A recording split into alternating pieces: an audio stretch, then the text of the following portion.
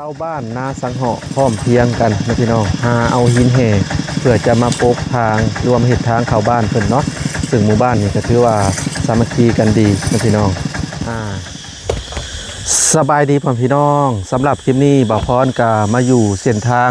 บ้านนาสังเหาะซึ่งเมื่อวันก่อนทางบ่าวพรกับบ่ลาก็ได้มานะพี่น้องได้พามาเบิ่งชาวบ้านเพิ่นพากันซอยกันเฮ็ดนะพี่น้องก็คือตอนนี้เพิ่นกำลังไปเอามังหินแห่แก่ใส่รถอีแตนชาวบ้านซอยกันเนาะแล้วก็โหยมาเรื่อยๆเรื่อยๆเนาะพี่น้องมีงบสำใดเพิ่นก็สิเฮ็ดสำนั้นเพราะว่าเส้นทางนี่นะเวลายามพ้นนี่นะเปื้อนนะพี่น้องมันจะติดรถก็สิมีปลาเล็ดเป็ดปาดนี่สบายดีนะบ้านเนาะเริ่มเห็ดตั้งแต่เมื่อใดเห็ดโหยหินแต่สุดก่อนก็ถือว่าโหยประมาณ5 มื้อแล้วก็โจ๊ะหมดทุนบ่พรเมาหลามาประกอบส่วนอีกทางล้านได้เห็ดต่ออีก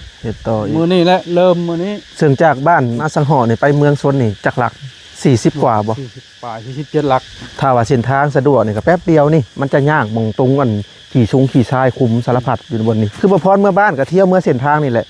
ซึ่งเมื่อคืนนี่8-9 โมงกับพ่อกันเลาะป่ามาในขี่มาหลายคนก็บ่ย่านว่ากว่าเพิ่นจะได้ฉันมีนะพี่น้องเพิ่นเก็บเงินกันครอบครัวเราเท่าใดในบ้านคนละล้านครอบครัวละล้านกี่พี่น้องกว่าจะได้ฉันมีครอบครัวนึงก็ล้านกี่บ้านเจ้ามีจักครอบครัวทั้งเบิดตาย50รวมถึง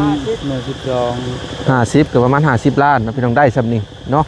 อันนี้ก็จกดินมาแล้วก็ให้รถเพิ่นไถเนาะอันนี้มาเลยนะพี่น้องเอาโอเคนะพี่น้องเดี๋ยวไปเบิ่งบรรยากาศกันปะ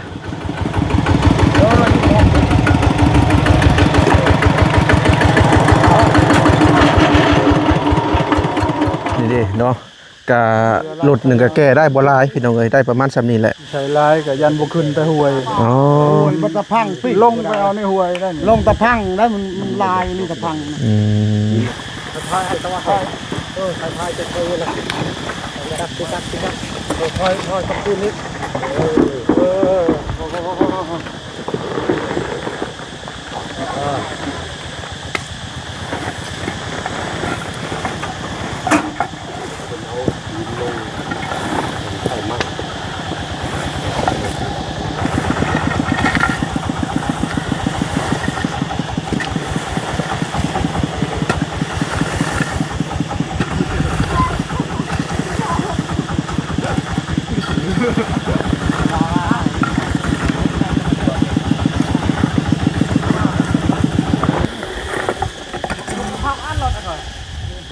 ซึ่งจากนี่ไปหาเมืองสวนกับ40 กว่าลักนะพี่น้องถ้าว่า40 กว่าลักนี่